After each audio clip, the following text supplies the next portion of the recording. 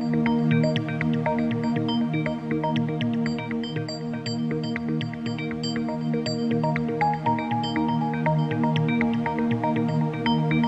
everyone, it's Nick Friend here, editor of RETNZ, and today I'm joined by David Faulkner, General Manager of Property Management for Property Brokers New Zealand. David, thank you so much for sitting down with me today. Kia ora, Nick. It's an absolute pleasure, mate. Thank you, mate. It's good to see you again. We did catch up at a BDM Summit recently in Melbourne. David, elections, property management. Yep. You guys have just had an election recently. Where are we at? Yeah. What's happening? Yeah, well, I tell you, it's a lot going on in the property management space and the renting space in general, Nick. I mean, what we've been campaigning for a long time here in New Zealand is for regulation of the property management industry. Now, our outgoing Labour government, we've actually passed a bill to regulate property management. However, has it? It's gone through its first reading. So it's gone through its first reading. So it's got 3 steps to go through before it actually gets the royal assent and becomes law. So we've had the first reading, you make submissions, it goes to a select committee, but now we're going to have a change of government. The new government haven't been appointed yet. They're still in negotiation. By the time your listeners get this, hopefully we actually will have a government and we've got a new Prime Minister in Chris Luxon. But one of the problems is, now they've said that they looked at property management and the regulation of it, and they're looking at it going, yeah, well, you've got to sell this to us, because what we've had recently is a government which has just maxed out the credit card, went and got another credit card, maxed out that credit card, then got another credit card, and we've had skyrocketing inflation, cost of living crisis, a bloated government, and we've got an incoming government which has talked very much about how can we cut costs. Now, the way you've got to cut costs is by reducing that public sector. So we've been campaigning for this property management bill to get passed. It looks like we're going to get it, but now, you know, we've got a government which has got to form a coalition with a party called ACT. Now, ACT is about cutting the cost of government. So when a new bill's put in front of them, asking them to spend more money on the state, I don't think it's a done deal yet, Nick. I think there's every possibility that it may get shelved, and that will be a bitter blow to the industry, because we need it. It improves the conditions for renters.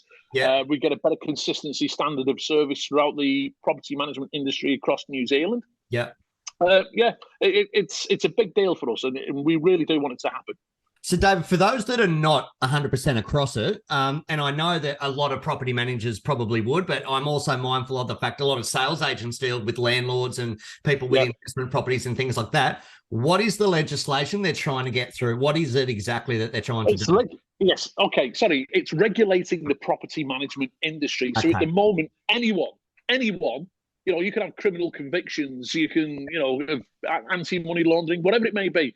Anyone can go out and set up a property management business. There's no training, no qualification, which is mandatory within this space. And what we're asking for is that it becomes like real estate, where you have to have trust accounts, you have to have CPD, compulsory professional development, you have to have a qualification. There's a complaints process. That's what we're looking for. And there's a register. So if the consumer, the landlord, has got an issue with how a property manager behaves, and you know, you do see it's we handle a lot of money. I mean, our business is, you know, we've got 7,500 plus properties across New Zealand, and we're collecting close to $200 million of rent per annum. So there's a lot of money that goes through those accounts. And you know, and I think the thing too is, so number one, so I've got 2 questions, and if I forget, bring me back. So I want to talk about trust accounts and mismanaging trust accounts for a second. But what does the change in legislation actually do by making agents or property managers a requirement to be licensed? How does that improve the rental space for the industry? Well, what it means is, I mean, we've seen, first of all, the money's secure, and we talk about trust accounts. That's one thing. Money goes into a trust account. That trust account has to be audited. In terms of improving the quality of service, now we do at the moment, there's issues around sometimes quality of housing. Now, in New Zealand, I've heard it referred to as a Goldilocks climate. It's either too hot in summer or it gets too cold in winter, particularly the further south we go. And some of the houses can have issues with mold and as such, you know, around that. And you've got to protect the tenants. The tenants need to be protected.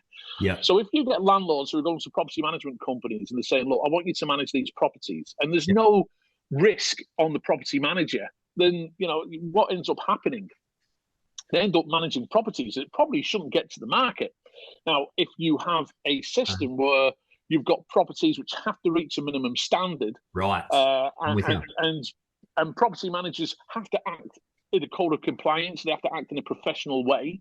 Now, if there's a risk of them losing the license and the ability to operate, it raises the standard of service across the board. So it protects landlords, it protects tenants. Yeah. The other thing that we've asked for is a landlord register, so we actually know who the landlords are, because not every landlord is it's like parenting. No one admits to being a bad parent, but there's bad parents out there. It's the same with landlords. No one admits to being a slumlord, but they are out there. So basically, if you're a bad landlord, you could find yourself on some kind of register.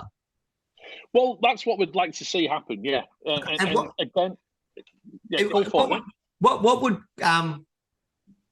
What would a bad landlord, would that go for property managers as well? Yeah. So what they're talking about doing in this bill, which is a good thing. So if a landlord, if someone complains about a landlord and how they behave, it could be they have to go to a property management company to get the properties managed compulsory. Right. So it's all about making sure that we've got warm, safe, dry homes, that tenants are safe, they're well looked after, but you've got landlords who have confidence in an industry that they're getting a professional service, and there's consequences for property management companies who act in an unscrupulous or unprofessional manner. And you don't want to put your name to bad service because you can lose the chance to operate. So, David, with that in mind, okay, so you guys are pushing for legislation for PMs to be licensed to run property management. Is it going to be legislation you have to be licensed or you can't? Or is it a prefer? So number one, for an agent that's watching this, a property manager that's watching this who is not licensed, this is probably a wake-up call that it's probably time to start looking at the course. Would that be fair to say? Absolutely right. And the other thing that we think is going to be a consequence of this, Nick, is that I think we're going to see a lot of smaller property management businesses sell up, because the work that's involved in trying to get to this position, it's got a lot of work. I mean, and some of them, they'll run it cheap as well. So this is going to add a little bit more cost. I mean, for a company like ours, we run it as if we're regulated anyway, so it's not going to be an issue for us. Right. And it's going to, so I think that what we'll see an industry will consolidate. We will see more properties professionally managed, a little bit like Australia, where you've got about 80% of the market which is professionally managed. We're nowhere near that yet. We're getting better with about 50%. So I think we'll see more properties professionally managed, but by fewer companies, and we'll see bigger property management companies and real estate companies with bigger rent rolls. So why is so high on the private managed, David?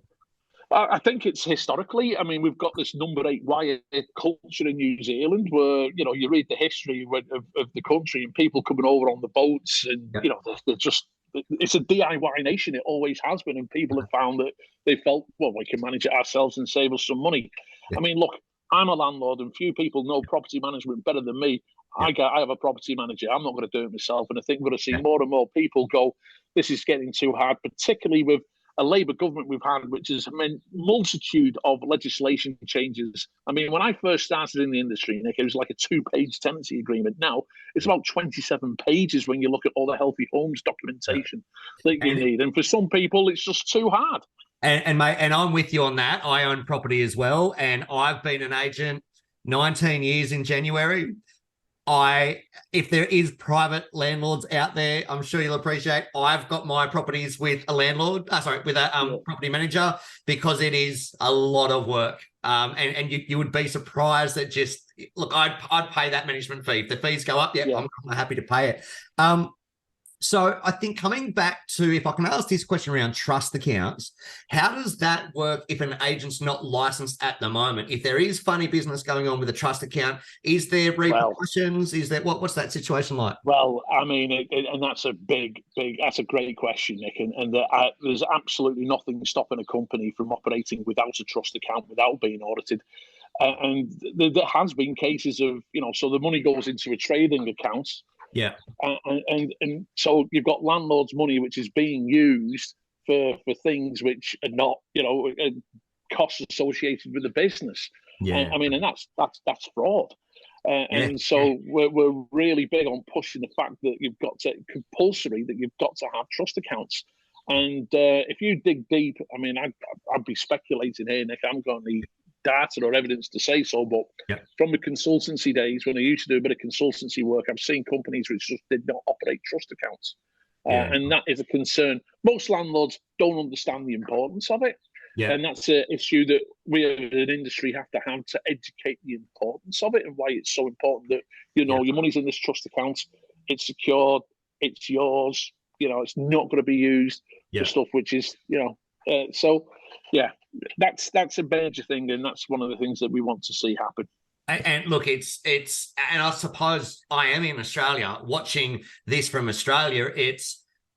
Things are so regulated here. Whereas, you know, you're a cent out or a dollar out in your trust account, you know, you'd be on the front page of the paper here. So to kind of watch that you can run this kind of thing without a license, to me is, I know when I first heard about this a couple of weeks or months or so ago, I was like, hang on a minute, and I suppose it's how I've always known as well. But speaking of education, David, so I know you're doing a conference next week, and we will get this out, put all the links around that. For an agent that wants to step up with the licensing, where do they go? For someone who's watching this, who's an agent, who's not licensed, wants a license, number one, what's the time period, do you know, roughly to get a license, or where would they go to for that, that information? Well, they're talking about making it like 2025 is when it will finally get its way through to Parliament. So you've got time. Okay. I mean, and what we push for is that, I mean, there's a level 4 qualification in property management through NCEA regulated, you know, so you've got a proper qualification, and that you need to get to that level to become a property manager. Okay. You have a time frame to do it. It's not like sales where you do your sales, you can't sell, and then off you go. Yeah. This is like a work in progress. So you probably have an introductory course that looking towards your qualification. You get your qualification, off you go. You're a property manager, and it gives the property management industry a little bit more. I mean, manner is the word, a bit of pride. It's, you know, you take yourself. You're a professional, and we are professional people. Yeah. And sometimes we're seen and have been seen as to be a bit of a cowboy. For people to get into. So, you know, I mean, it's, as an industry, we've got a collective responsibility to push for this, to make sure with a change of government, it doesn't get put on the back burner. And even if it did get put on the back burner, we get to a position where we're saying, well, this is the direction we're going in, and we're going to run it this way. And, you know, so that's what we'd like to see.